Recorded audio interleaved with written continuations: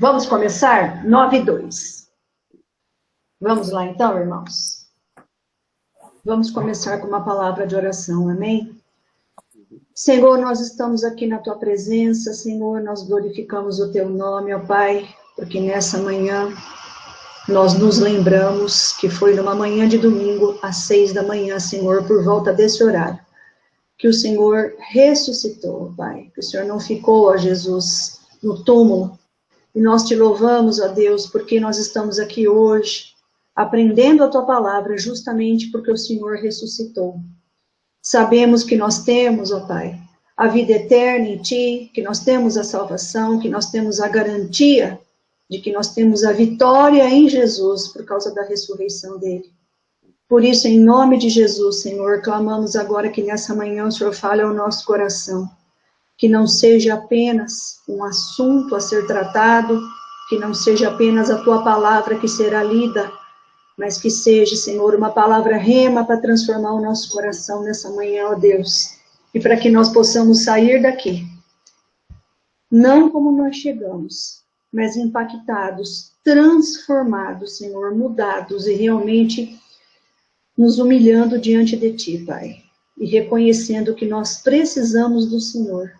Senhor, afasta de nós nessa manhã tudo aquilo que nos impede de estarmos na Tua presença. Senhor, que o Senhor perdoe os nossos pecados, nos limpe, nos purifique, e que o Senhor agora alcance cada família, onde estiver, Senhor, para que nós possamos verdadeiramente, ó Pai, ser encontrados pelo Teu Santo Espírito. Em nome e para a glória de Jesus, nós oramos e Te agradecemos. Amém. Queridos, nossa aula hoje, o assunto a ser tratado é muito vasto, né? Então, eu procurei fazer algo no geral, mas tratando aqui o que nos interessa. Então, hoje nós vamos falar sobre várias coisas. Vamos falar sobre onde começou a Páscoa e vamos falar o que Jesus lá na cruz sofreu psicologicamente, emocionalmente, espiritualmente, fisicamente, o que isso implica para a nossa vida. Então, nós temos aqui vários textos, muitos textos, que eu não conseguirei ler todos, mas eu vou citando, porque isso fica na gravação e depois os irmãos podem ler em casa, né? Eu quero começar agora, queridos, com o texto de Êxodo, capítulo 12, porque é lá que começa a nossa história. A palavra Páscoa, queridos, ela vem da palavra hebraica Pessah, que significa passar por cima, saltar sobre. Aonde que está isso? Isso está lá em Êxodo, capítulo 12. O que acontece nesse capítulo inteiro aqui, praticamente? Aqui, Deus está anunciando a 10ª praga sobre o Egito, que é a morte dos primogênitos, e, portanto, a saída dos hebreus ali do Egito, né? Eles estavam escravizados ali por 430 anos. E Deus, então, institui como é que vai acontecer aquela noite. É ali a primeira noite de Páscoa. Então, se nós pegarmos Êxodo 12, 27, e eu vou ler somente alguns versículos hoje desse capítulo, certo, irmãos? Êxodo 12, 27 diz assim: respondereis, é o sacrifício da Páscoa ao Senhor que passou por cima das casas dos filhos de Israel no Egito, quando feriu os egípcios e livrou as nossas casas. Então o povo se inclinou e adorou. Aqui está o significado da palavra Pessah, queridos. Quando o quê? Quando passou por cima das casas dos filhos de Israel. Quer dizer, o anjo da morte passou literalmente por cima, onde os umbrais estavam marcados de sangue, ele não entrou. Aonde não estava, o anjo da morte adentrou e levou todos os primogênitos da casa. Esse nome, queridos, ele, na verdade, ele surge, né? Esse passar por cima, essa Páscoa, esse nome surge ligado à libertação. Então, na verdade, o passar por cima tem um significado de libertação. Então, o povo ali foi liberto do quê? Da morte, quando o anjo passou. Essa foi, mais ou menos, queridos, essa Páscoa que se iniciou ali, ela começou mais ou menos, esse fato ocorreu por volta de 1500 anos antes de Cristo. É mais ou menos nessa data. E essa, como eu falei para vocês, foi a última das 10 pragas que se tornaram necessárias para que Faraó permitisse a saída dos hebreus do Egito, né? Dos 430 anos de escravidão. Aonde que está escrito que eles sofreram 430 anos? Em Êxodo, capítulo 12, versículo 40. Ora, o tempo que os filhos de Israel habitaram no Egito foi de 430 anos, né? O primeiro mês, queridos, onde isso é instituído, na verdade, a partir daquele dia, foi tido como o primeiro mês sagrado. Então, que mês aconteceu isso? É o mês de Abib, né? No hebraico é Abib. Lá na frente, depois, quando o povo é escravizado, 70 anos de escravidão na Babilônia, esse mês ganha um nome babilônico, que é Nissan. Então, Nissan e Abib é o mesmo nome, ok? É o mesmo mês. Equivale a março ou abril, dependendo mais ou menos aí de quando cai no nosso calendário. Esse mês, queridos, o mês de Abib, é considerado para os judeus até o dia de hoje o início do ano sagrado. Então, eles iniciam o ano sagrado na Páscoa, que é no mês de Abib. Tá? E quando que eles iniciam o ano civil? Em setembro, outubro, o mês de Etanim. É ali que eles iniciam o mês civil. Então, no dia 10 de Abib, ok? Deste mês, o que eles tinham que fazer? Eles tinham que separar um cordeiro para cada família. Isso está lá em Êxodo 12, se vocês lerem. No dia 10 de Abib, separe um cordeiro para cada família sem defeito, macho de um ano, e guarde esse cordeiro até o dia 14 de Abib. Separa, está separado. E ele está ali guardado. Ele será imolado, ou seja, morto em sacrifício, no crepúsculo da tarde. Quando que é isso, então? Gente, para o judeu, o dia se inicia às 18 horas. Para o ocidente, né, onde nós estamos, se inicia à meia-noite. Mas para eles, não. O dia começa às 18 horas e vai até às 18 horas do outro dia. Então, quando começou o dia 14? O dia 14 começou nas 18 horas da quinta-feira e foi, até hoje é assim, e foi até as 18 horas da sexta-feira. Esse foi o dia que o cordeiro foi imolado, foi morto. Tá? O que eles tinham que fazer? Tomar o sangue desse cordeiro e passar nos batentes das portas do lado, né? E passar em cima das portas também. Como que isso era feito? Isso era feito com isopo. Isopo, geralmente, o que eles usavam ali era uma planta, né? Ela é do gênero Sorghum vulgare. Depois eu vou mostrar umas imagens para vocês no final, tá, queridos? Sobre tudo isso. Uma planta parecida com o milho, que atingia quase 2 metros de altura. Então, era com essa planta que eles molhavam o sangue e eles passavam. O cordeiro era morto por cada família. Então, cada família matava um cordeiro. E tornou-se o quê? Dentro daquela família? O substituto do seu primogênito. Então, olha o que acontecia ali. Enquanto o primogênito dos egípcios morriam, inclusive dos animais, tá? Não só os primogênitos das pessoas. O cordeiro que era morto dentro de cada família ali, judaica, hebreia, era o substituto do primogênito daquela família que não morria.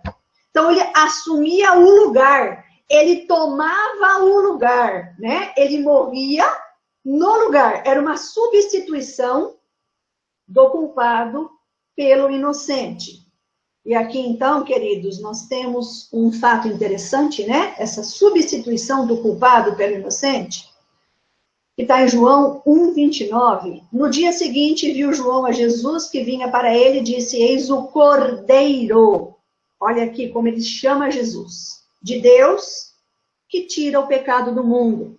E, de fato, queridos, Jesus é o nosso irmão mais velho, não é? Então, na verdade, é como ele é um primogênito, né? De todos nós. Nós que somos, né? Que nos tornamos filhos de Deus. Então, ele é o cordeiro mesmo ali, que assume o lugar, né? De todos os outros filhos. Queridos, eles comeram a carne assada naquela mesma noite, tá? Então, a noite toda, eles tinham que comer essa carne assada. Com o quê? Com pães ázimos. Esses pães são chamados de matzah, tá? São pães sem fermento. A saída urgente de Israel da terra do Egito representa o quê? Que o povo era separado por Deus. A urgência da saída ali, né, que eles saíram logo naquela mesma noite, no amanhecer do dia, essa saída significa o quê? Significa que o povo era separado por Deus, né? Que o povo não pertencia ao pecado do Egito, ao mundo. O Egito ali representa o mundo, representa o pecado. E justamente o fato de comer os pães sem fermentos tem essa representação. O matzah, então, o pão sem fermento, representa a pureza e a santidade do povo, né? E também representa o quê? A pureza e a santidade do Cordeiro perfeito. Tanto o Cordeiro que foi imolado lá, como o Cordeiro Jesus, né? Sem pecado, perfeito, puro.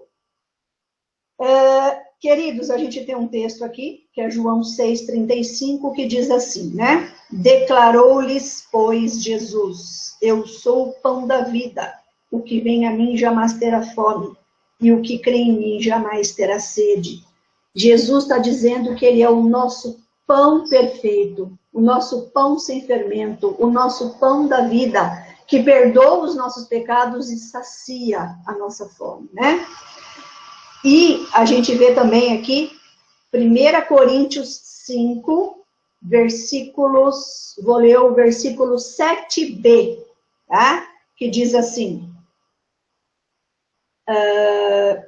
lançai, vou ler desde o começo, lançai fora o fermento para que sejais nova massa, como sois de fato sem fermento, pois também Cristo, nosso Cordeiro Pascal, foi imolado. Por isso, celebremos a festa não com o velho fermento, nem com o fermento da maldade e da malícia, e sim com os asmos da sinceridade e da verdade. Estão vendo aqui, queridos? Eu li 1 Coríntios 5, versículos de 7 a 8. Então, Jesus, o nosso Cordeiro Pascal, imolado, tá? E nós devemos o quê? Celebrar a festa com o quê? Sem fermento, sem o fermento da maldade, e sim com o Cordeiro de Deus. Então, a gente vê aqui uma referência sobre Jesus também ser o Cordeiro de Deus, puro, santo e perfeito. Queridos, Jesus nos liberta do poder do pecado, e ele nos torna santos e separados, ele nos torna sem fermento, né? Cabe a nós o que agora? Fugirmos do fermento do mundo, e fugirmos do quê? Do fermento do pecado. Porque o pecado não nos traz saciedade. O que é que traz saciedade para nós? O pão da vida, que é Jesus. É ele que nos sacia. Tem outra coisa que eles comeram naquela noite. Além do cordeiro e do pão sem fermento, eles comeram o maror. O maror são as ervas amargas.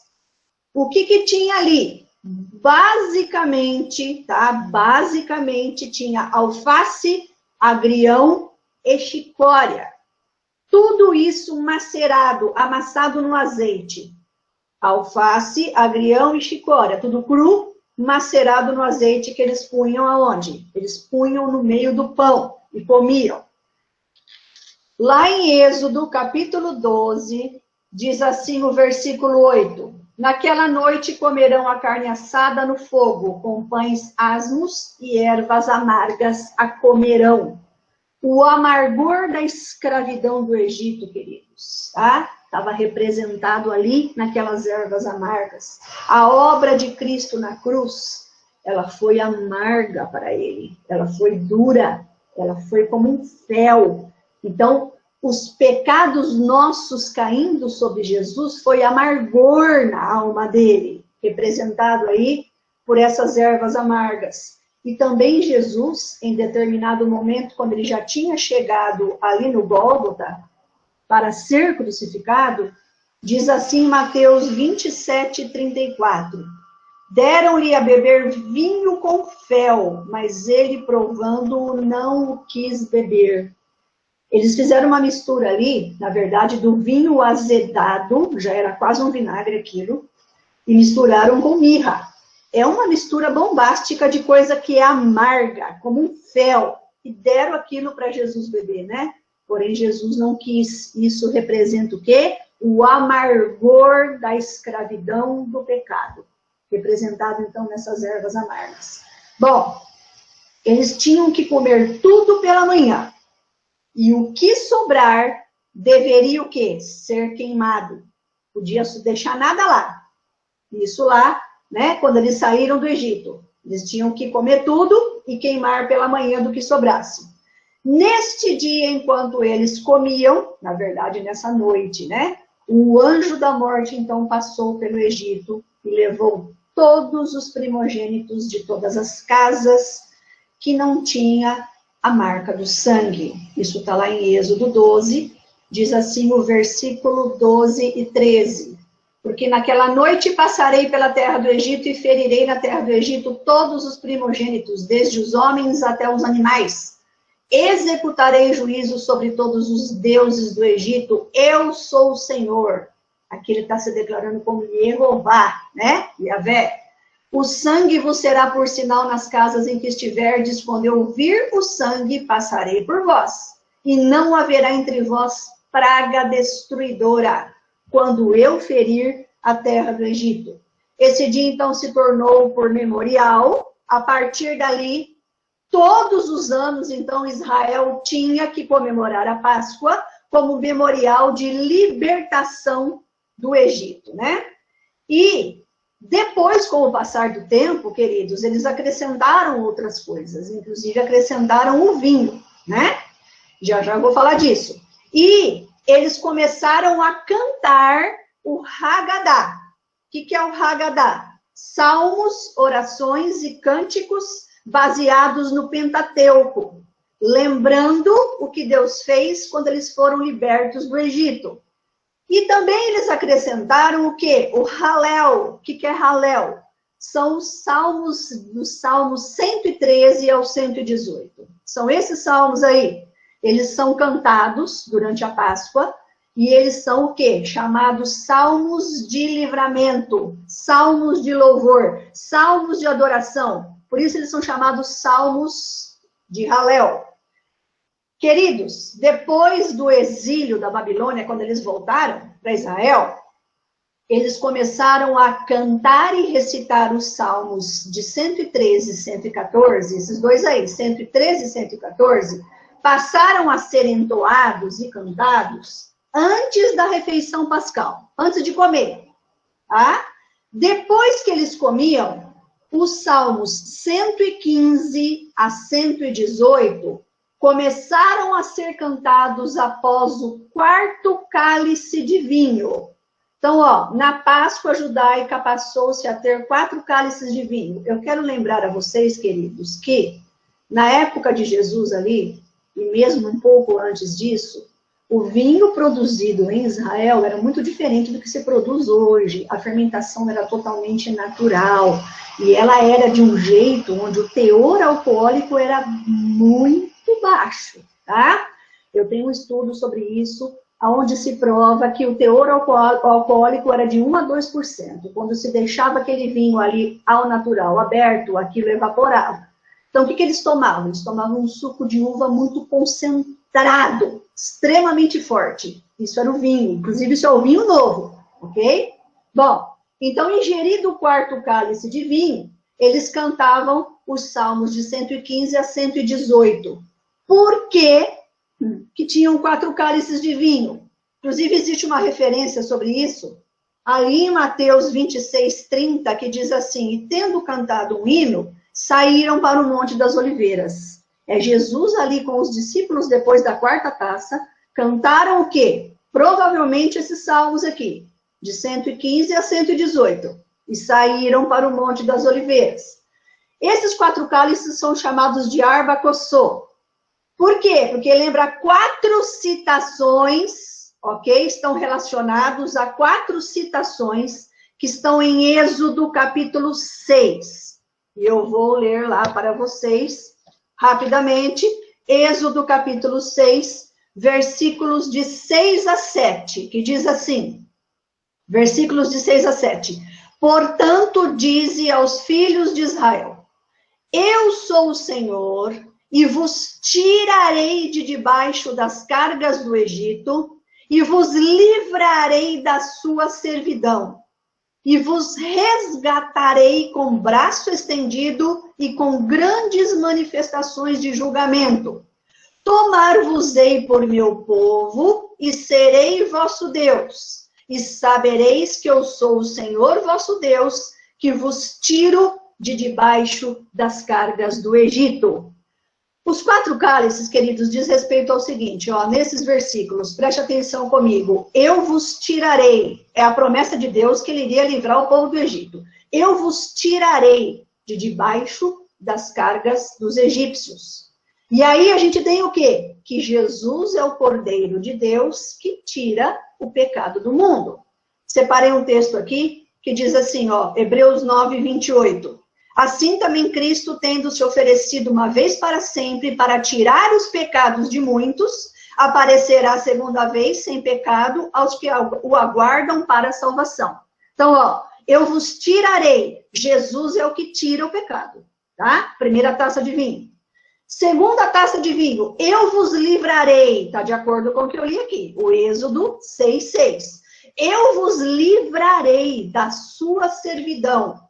Então, Jesus nos livrou, ok? Da escravidão do pecado. Romanos 8:15. Porque não recebestes o espírito de escravidão para viverdes outra vez atemorizados. Tá vendo aqui? Mas recebestes o espírito de adoção, baseados no qual clamamos Abba Pai.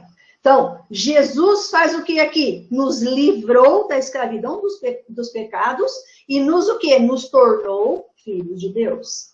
O terceiro cálice. E vos resgatarei com braço estendido. Jesus é o nosso resgatador. A palavra aí é Goel. Goel, queridos, no Antigo Testamento, é aquele que resgatava uma pessoa que estava em dificuldade. Então, tinha várias coisas, vou citar só 2, tá? É um parente remidor. Era, por exemplo, um irmão que tinha que resgatar filhos na esposa do irmão morto.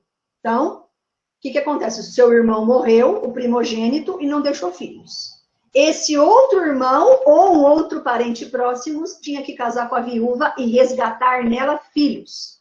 Outra coisa, quando um parente resgata os bens de alguém que perdeu tudo e está na miséria. Então, ele é o resgatador para trazer de volta o quê? A dignidade para aquela pessoa. Então, é resgatar com preço, é pagar com preço. Um exemplo clássico disso é lá no livro de Ruth, né? É Boaz, que foi o resgatador, o Goel da Noemi, porque ele era o parente mais próximo dela, né? Então, ele se casa com Ruth e se torna um resgatador. Jesus, queridos, é o nosso Goel. Ele é o nosso resgatador. Gálatas 4, versículos 4 e 5. Vindo, porém, à plenitude do tempo, Deus enviou seu Filho nascido de mulher, nascido sob a lei, para resgatar os que estavam sob a lei. Olha aqui. A fim de recebermos a adoção de filhos. Tem um outro texto, que é Mateus 20, 28. Tal como o Filho do Homem, que não veio para ser servido, mas para servir e dar a sua vida em resgate por muitos. Você precisa de um resgatador? Jesus é o teu resgatador. Ele é o meu resgatador. Então, ele é aquele que pagou o preço por isso. E o quarto cálice. E vos tomarei por meu povo. Essa palavra tomar por meu povo, que aparece no versículo 7 de Êxodo 6, é comprar. Vos comprarei por meu povo. Jesus nos comprou com o seu sangue. Para quem? Para Deus, para o Pai, e para que nós possamos reinar com Ele. Foi para isso que Jesus nos comprou. Está lá em Apocalipse 5, versículo 9 e 10. e entoavam um novo cântico, dizendo: digno és de tomar o livro e de abrir o selo, porque foste morto, e com o teu sangue compraste para Deus os que procedem de toda tribo, língua, povo e nação. E para o nosso Deus os constituíste reino e sacerdotes, e reinarão sobre a terra. Então, Jesus nos comprou. Então, tá aí os 4 cálices, da onde eles vêm, o significado. Por que cálices de vinho? Porque todos eles estão representando o sangue nos umbrais das portas. E o sangue também derramado por Jesus. Certo, queridos? Bom, continuando aqui. Jesus, então, vamos para ele agora. Vamos sair um pouquinho agora lá. Expliquei para vocês a Páscoa. Fui fazendo um paralelo com Jesus. Agora vamos trazer agora o negócio aqui para Jesus. Quando ele ceou com os discípulos. Jesus e os 12 discípulos se reuniram no cenáculo para celebrar a última Páscoa, tá? Isso está lá em Mateus, está em vários lugares, mas eu peguei um texto aqui, Mateus 26, 17. No primeiro dia da festa dos pães asmos, vieram os discípulos a Jesus e lhe perguntaram: onde queres que façamos os preparativos para comerdes a Páscoa? Então está aqui. Pedro e João ficaram responsáveis por preparar essa ceia. Isso está lá em Lucas 22, 8. Tá? A ceia do Senhor Jesus ali, queridos, ela faz o quê? Ela é muito importante. Por quê? Porque ela inicia uma nova vida, ela inicia a nova aliança que Jesus vem trazer. Então, a antiga aliança, a partir daquele momento, ela passou. Agora é a nova aliança, é uma nova vida do que aponta para a obra consumada de Jesus lá na cruz. Eu vou falar da nova aliança no próximo domingo. Então vamos entender isso aqui.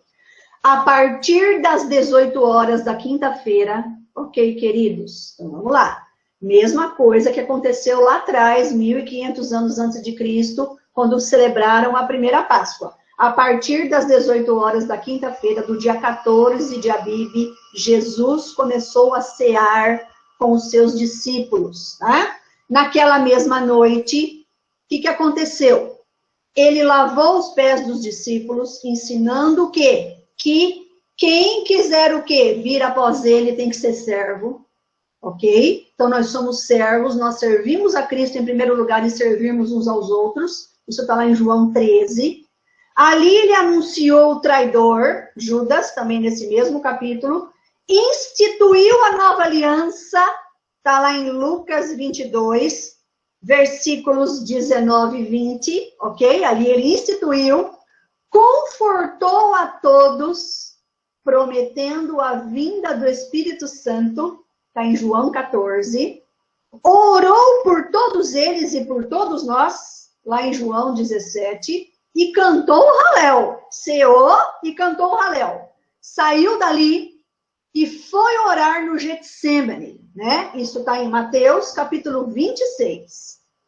Foi preso naquela mesma noite, no amanhecer do dia, foi acusado, foi julgado e foi condenado. A gente acha todo esse relato, Lucas, capítulo 22, até o versículo 23. Queridos, Jesus foi crucificado às 9 da manhã daquele dia 14. Lembre-se que o dia vai até às 18 horas, tá? Isso está em Marcos 15, 25. Era a hora terceira corresponde para nós às 9 da manhã, quando o crucificaram. E ele morreu naquele mesmo dia, às 15 horas, tá? Aonde que está isso? Está Lucas 23, 44 a 46, que diz assim: já era a hora sexta, e escurecendo-se o sol, houve trevas sobre toda a terra até a hora nona, e rasgou-se pelo meio o véu do santuário. Então Jesus clamou em alta voz: Pai, nas tuas mãos entrego o meu espírito. E dito isto, morreu, expirou. Então, ele morreu às 15 horas daquele mesmo dia. Foi sepultado antes das 18 horas. Por quê? Porque às 18 horas daquele dia começava o Shabat, que era 18 horas da sexta-feira até as 18 horas do sábado. Não se podia fazer nada ali. Então ele foi sepultado antes. E no dia 16, domingo, quando começou o domingo? Começou às 18 horas do sábado. e foi até às 18 horas do domingo. Então, naquele dia, por volta aí das 6 da manhã, mais ou menos, Jesus ressuscitou, queridos. Então, agora vamos lá. Implicações da morte de Jesus. Queridos, Jesus foi pendurado numa cruz e sofreu todo o julgamento de Deus sobre ele, tá? Naquela cruz, ele se fez maldito por nós. E isso é bíblico, ele assumiu uma punição e uma condição terrível naquela cruz. Tem um texto em Deuteronômio, capítulo 21, versículos 22 e 23, que diz assim: se alguém houver pecado, passível da pena de morte, e tiver sido morto, e o pendurares no madeiro, o seu cadáver não permanecerá no madeiro durante a noite, mas certamente o enterrarás no mesmo dia. Porque o que for pendurado no madeiro é maldito, tá? De Deus. Assim não contaminarás a terra que o Senhor teu Deus te dá em herança. E Paulo vai citar esse texto em Gálatas, capítulo 3, versículo 13. Ele diz assim: Cristo nos resgatou da maldição da lei, fazendo-se ele próprio maldição em nosso lugar. Porque está escrito: maldito todo aquele que for pendurado em madeiro. Então Jesus, queridos, ele foi contado ali como maldito. As maldições caíram sobre ele. E tem mais, ele foi contado com os transgressores. Esse é um texto que está lá em Isaías 53, 12, tá? Então ele foi o quê? Tido ali como se ele fosse um transgressor, um pecador. Ele não era, mas foi tido como se fosse. Ele se fez pecado por nós. 2 Coríntios 5, 21 diz isso, tá? Todos os pecados da humanidade salva por ele caiu em cima dele, queridos. Então, todos os pecados da humanidade caíram sobre Jesus. Ele se fez maldito, ele assumiu a punição, ele assumiu a condenação que era nossa e não dele. Por isso que o transgressor, que somos nós, podemos o quê? Ser perdoados e restaurados. Porque tudo que cabia a nós caiu em cima dele, ok? Na cruz, queridos, a ira de Deus caiu sobre Jesus. Vocês têm noção do que é a ira de Deus cair sobre alguém? Nós não sabemos o que é isso, viu, irmãos? Nós não sabemos o que é a ira de Deus cair em cima de mim e de você. Jesus soube o que era isso. Toda a ira de Deus caiu em cima dele, naquele momento. O sofrimento de Jesus foi físico, emocional, e aí conta-se o psicológico, e espiritual também. A dor emocional de Jesus, queridos, ela se iniciou quando ele estava orando no Getsemane.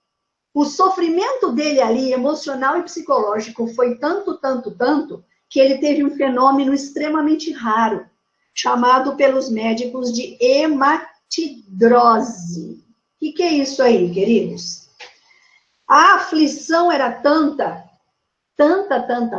que os pequenos vasos sanguíneos, as arteríolas que ficam abaixo, tá, das nossas glândulas de suor, da pele, elas estouraram. E aí, quando ele começava a suar, o sangue misturou com o suor e começou a sair. Isso foi o quê? Foi só para nós entendermos ou tentarmos entender o tamanho do sofrimento emocional que Jesus passou ali. Lucas 22 diz assim, no versículo 42 a 44. Pai, se queres, passa de mim esse cálice. Contudo, não se faça a minha vontade, sim a tua. Então lhe apareceu um anjo do céu que o confortava.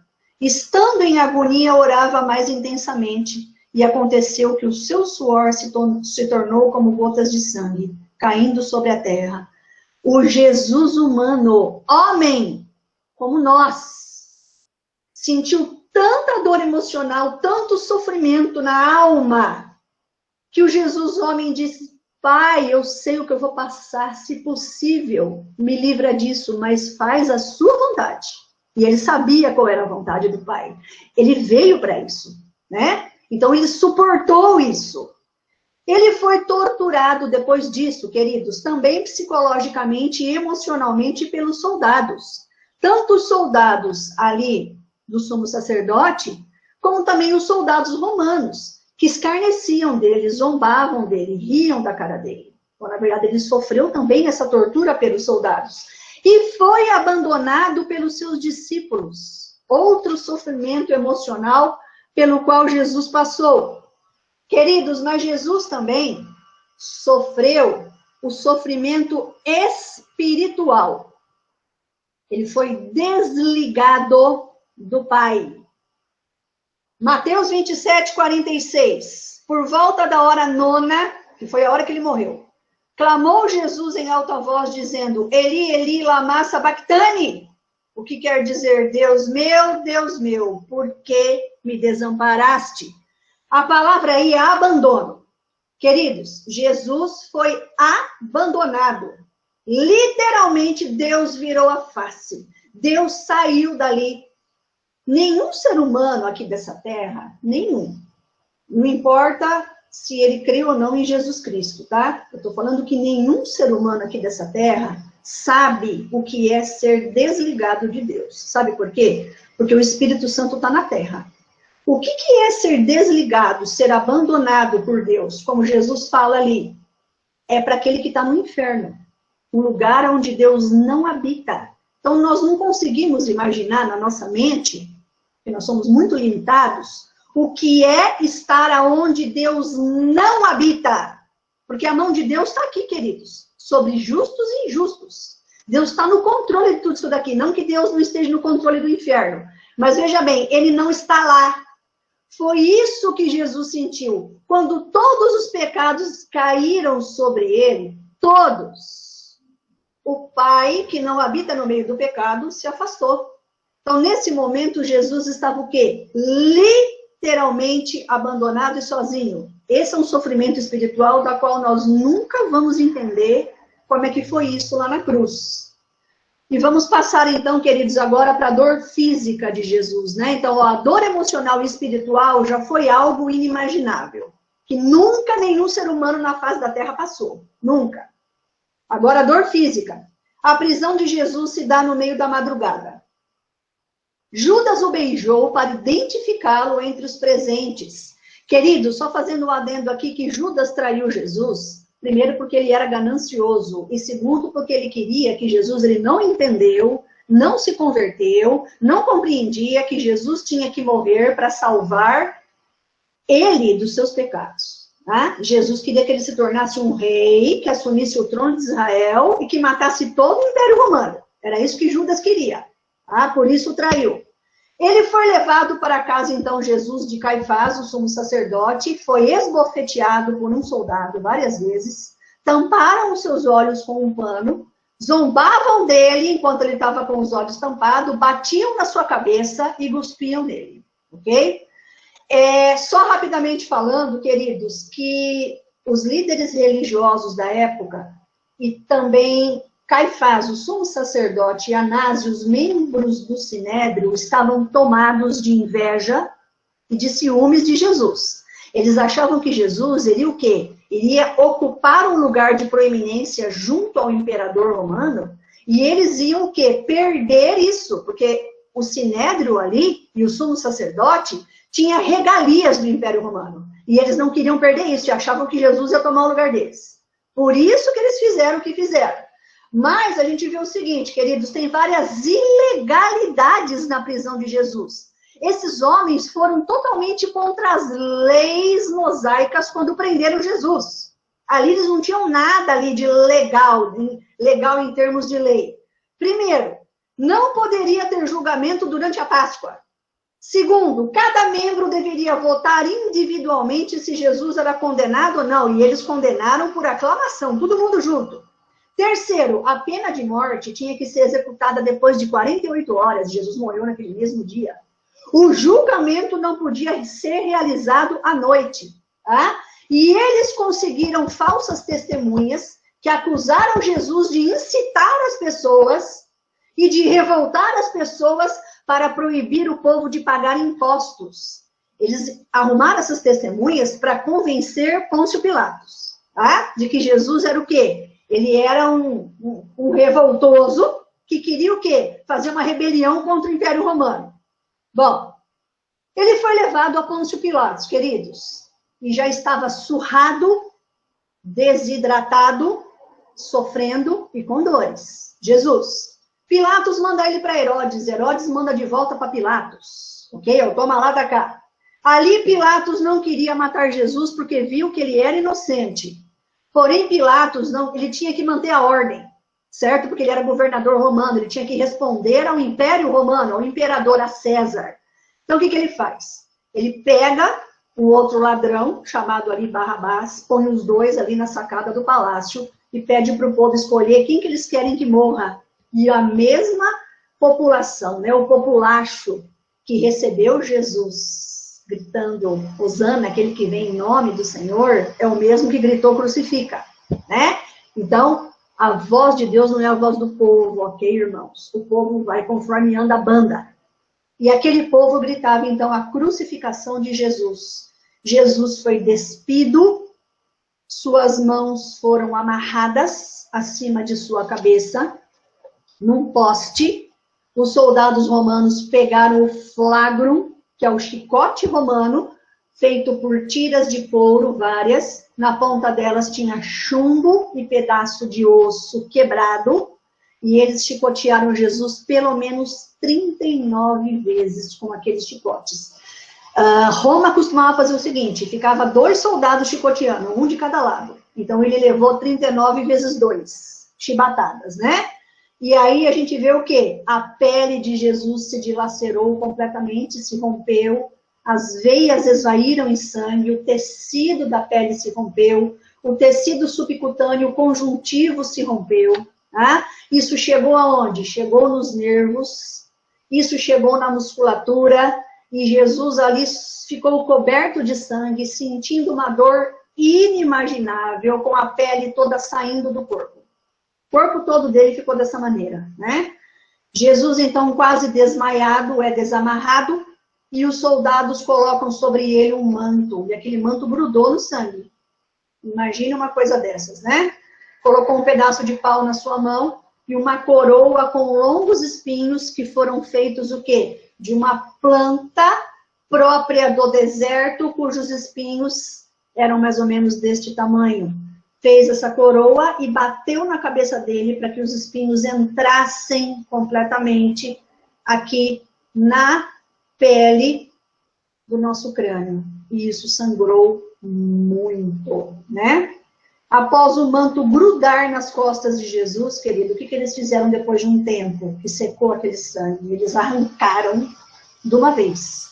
Então, toda a pele de Jesus saiu naquele manto e começou a sangrar de novo. A violência que Jesus sofreu ali, né? O condenado carregava o patíbulum, que é a viga transversal da crucificação. Puseram a viga em cima dele, ele carregou aquilo por quase 1 quilômetro até o Gólgota.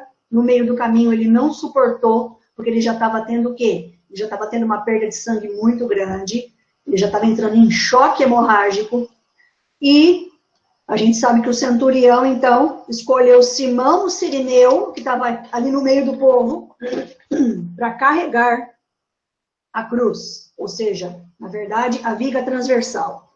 Chegando ali, então, no Gólgota, o legionário, ou seja, né, o soldado romano, bateu um cravo de aproximadamente 17 centímetros de ferro aqui, ok? E esse cravo de ferro, que na verdade a gente chama de prego, era algo enorme e bateu aqui, dos dois lados, tá? No patíbulo principal, ou seja, na viga transversal. O pé esquerdo dele é empurrado para trás com o pé direito, encurva-se levemente aqui os joelhos, dobra-se os joelhos, né? E o cravo que bateram ali, naquela inervação dos pés, tinha aproximadamente 20 centímetros de ferro e deixava os joelhos moderadamente curvados. A cruz foi erguida e batida no chão com ele ali, né? A dor que Jesus sofreu ali, queridos, ela é lancinante. Todos os nervos do seu corpo estão transmitindo o quê? Sensação de dor contínua. Febre, porque ali o quê? Começa a ocorrer, então, uma contaminação do ar, né? Febre, perda de sangue se esvaindo, cãibras por todo o corpo, a musculatura, então, a contratura tetânica, eles chamam assim, começa a ocorrer por todo o corpo dele. Os ligamentos das mãos, queridos, foram prejudicados e começa a causar espasmos. Então, a mão dele vai fazendo isso aqui. Cada vez que a mão repuxa, toda essa inervação aqui, ó, ela vai até a espinha, o cérebro, e causa uma dor terrível. Isso nas mãos e nos pés, né? Os músculos peitorais paralisaram por conta de todo esse quadro que eu acabei de falar. O ar entra no pulmão dele com oxigênio, mas não consegue sair. O que acontece? A formação do gás carbônico vai ficando lá dentro e vai intoxicando os pulmões de Jesus. Para ele não morrer asfixiado, ele tinha que se erguer com os pés, tá? Um pouco, para expirar, para botar o ar para fora. E dessa maneira ele ficou ali, queridos, até as 3 da tarde, né? Das 9 da manhã até as 3 da tarde. Ele falou 7 frases durante esse período, queridos. Primeiro, Pai, perdoa-lhes porque não sabem o que fazem. Verdadeiramente, Jesus estava salvando a humanidade, queridos. Ele manda o Pai perdoar aquelas pessoas que fizeram aquilo com ele. Isso está em Lucas 23, 34. A segunda coisa que Jesus diz é para o ladrão, né? Um de cada lado, e um deles fala, Senhor, lembra-te de mim quando estiveres no teu reino. Um deles se converte, reconhece ele como sendo o Messias, o Salvador. E ele fala para este homem, em verdade te digo que hoje estará comigo no paraíso. Jesus pendurado na cruz, ainda vivo, sofrendo tudo aquilo que nós acabamos de descrever, está salvando pessoas ali ainda vivo, né? Salvou o ladrão. Lucas 23, 43, o amor de Jesus. A terceira coisa que ele fala é em relação a João. Ele olha para João e para Maria, para a mãe dele, que estão ali, aos pés dele. Ele fala, mulher, eis aí o teu filho. E ele olha para João e fala, eis aí a tua mãe. Isso está em João 19, 26 e 27. Dizendo para João cuidar de Maria, né? Quarta frase. Deus meu, por que me desamparaste? Nós vimos isso, então, é a hora que Deus, então, sai fora, né? Se vira, sai da presença de Jesus. Mateus 27, 46. A quinta frase que ele diz é tenho sede. Está em João 19, 28. A sexta frase, está consumado. João 19, 30. Tetelestai, né? Em grego, está cumprido, está pago, está feito, está completa a minha obra de salvação. É isso que ele está dizendo. O plano de redenção está consumado. E tem mais. O que ele está dizendo ali para nós? Não depende de mim e de você. Dependeu inteiramente dele. E a sétima frase. Pai, nas tuas mãos entrego o meu espírito. E ali ele morre. Isso significa que é uma declaração de que o Pai aceitou o sacrifício de Jesus. E a ira de Deus ali foi aplacada. E agora o que acontece? Nesse momento a terra treme, um terremoto acontece ali, tá? A terra está em trevas desde o meio-dia até as 3 da tarde. A terra inteira ficou em trevas. Há um dado científico sobre isso, tá, queridos? O véu se rasgou de cima a baixo. Sabemos que isso é o quê? Isso já é o quê? A porta aberta. Jesus abriu o caminho para que nós pudéssemos estar na presença do Pai. E nesse momento também ocorre a conversão do centurião romano que estava responsável pela morte de Jesus, quando ele fala verdadeiramente, este é o Filho de Deus. Ocorre a conversão. Jesus não orou, Pai, perdoa-lhes? E um centurião romano ali se converte. Queridos, o que acontece depois disso? Os soldados romanos costumavam quebrar os ossos das pernas das pessoas crucificadas para eles morrerem em 1 minuto por asfixia, porque eles não tinham mais como se erguer, né?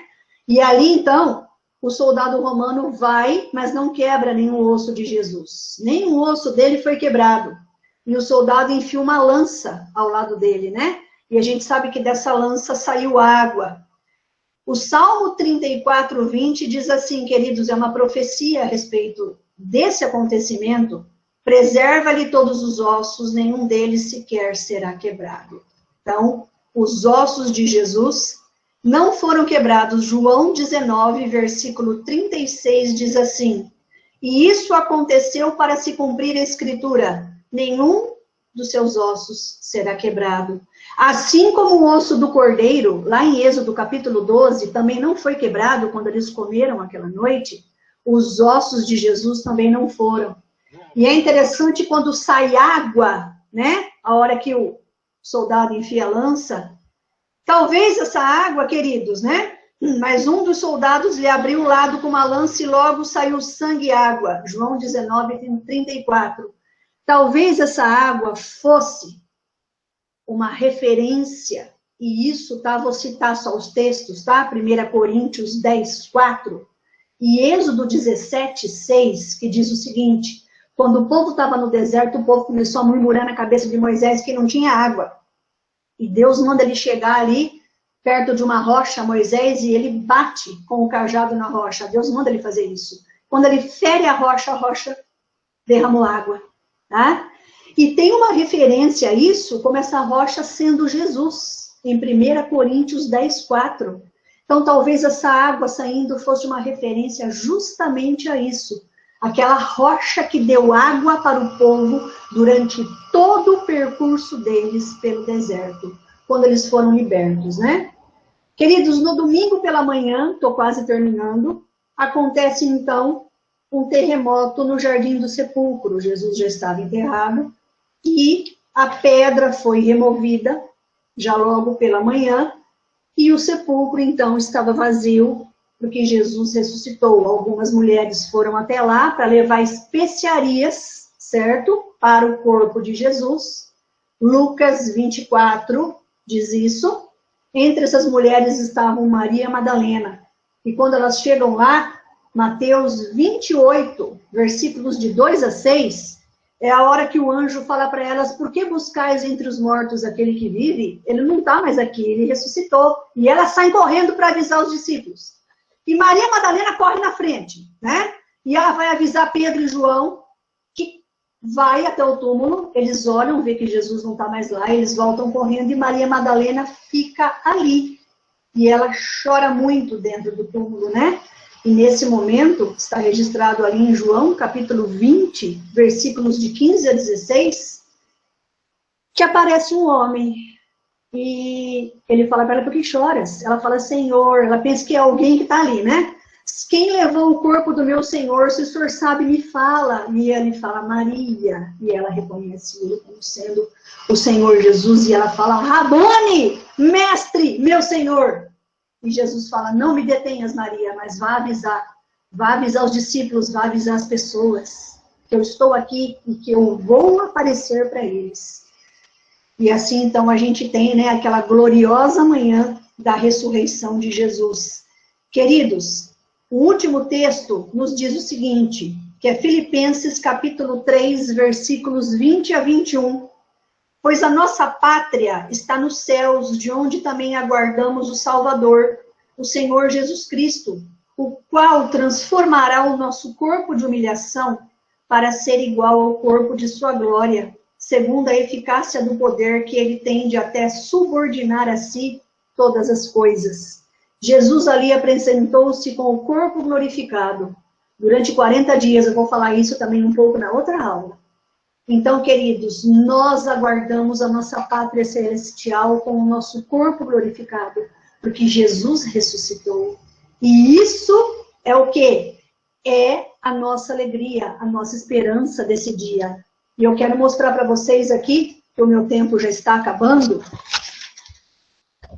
rapidamente para vocês verem, eu tenho pouco tempo, eu quero mostrar algumas imagens, queridos. Então vamos lá. Rapidinho eu mostro para vocês.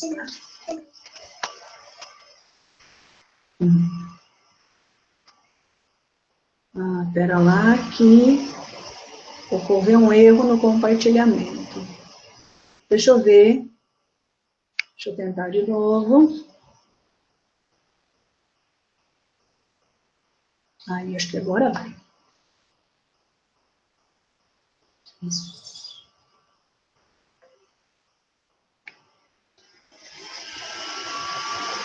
Aqui, queridos.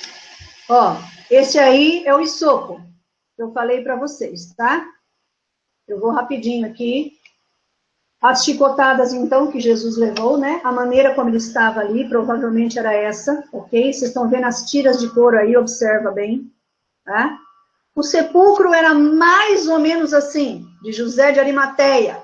Era um lugar grande, viu, irmãos? Porque José de Arimateia era um homem rico, ok? Aqui a gente tem os umbrais das portas, então, sendo marcados com sangue, né? Lá em Êxodo 12. Aqui nós temos mais ou menos como teria ficado o corpo de Jesus enquanto ele esteve na cruz. Tá? Vocês estão vendo a posição ali dos cravos, ok? Aqui, queridos, mais ou menos o tamanho do cravo que eles bateram, né? Ali na sua mão, na junção do pulso com a mão. Aqui o chicote, como eu mostrei para vocês, com ossos e bolas metálicas, tá? Aqui a maneira como eles chicoteavam a pessoa, vocês estão vendo aí, né, dos dois lados, então, cada soldado de um lado chicoteando. Aqui, queridos, mais uma vez mostrando aonde eles pregavam os cravos de ferro, ok? Olha lá, só para vocês entenderem que o dedo ficava curvado por causa dos ligamentos, né, que eram prejudicados. Ali no pé, a maneira como foi colocado também, queridos. E aqui a ovelha, a representação da ovelha imolada. E Jesus, então, ressuscitou. Vamos orar então, irmãos. Amém? Ó Deus querido, louvado seja o teu santo nome. Nós tivemos a oportunidade, Senhor, de passar um verdadeiro filme na nossa cabeça, por aquilo que nós já lemos, por aquilo que já estudamos, por aquilo que nós já compreendemos. Talvez para muitos de nós relembrarmos, ó Deus, especialmente, aquilo que tem a ver com cada um de nós. O drama da cruz do Calvário.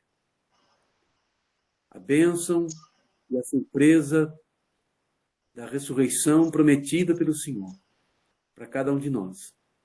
Da mesma forma como no passado, Senhor, hoje também. Nós recebemos por fé e nos dobramos diante de Ti, em devoção, em absoluta consciência de que o grande preço dos nossos pecados foi pago na cruz. Te louvamos, te bendizemos pela bendita esperança da vida eterna, que somente temos e só podemos obtê-la através do Senhor Jesus. Obrigado pelo teu amor, obrigado pelo teu perdão, obrigado a Deus porque o Senhor nos liberta, porque o Senhor nos chama de filhos e nos dá a oportunidade, ó Deus, de, enquanto estamos aqui com os pés nesta terra, de estarmos conectados contigo através do teu Santo Espírito.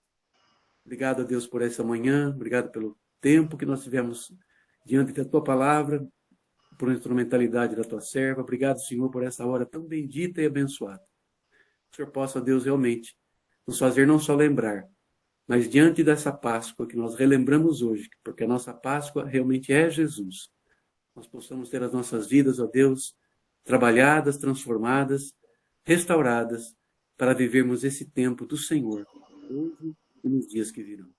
Fica conosco, receba a nossa gratidão, a nossa adoração, ó Cordeiro de Deus. E bendizemos, te adoramos, em nome e para a glória de Jesus. Amém e amém. Amém. Estão me ouvindo? Sim? Amém. Amém, pastor. Amém, queridos. Nós vamos, então, na próxima aula, continuar falando um pouco mais, né, sobre a aparição de Jesus, depois de ressuscitado, e a nova aliança. Amém, queridos? Amém. Amém. Amém. Deus abençoe e que nós tenhamos um dia na presença do Senhor, né, meditando tudo isso que a palavra nos ensina, tudo que Jesus sofreu por nós, né, irmãos? Para nós estarmos aqui hoje. Amém?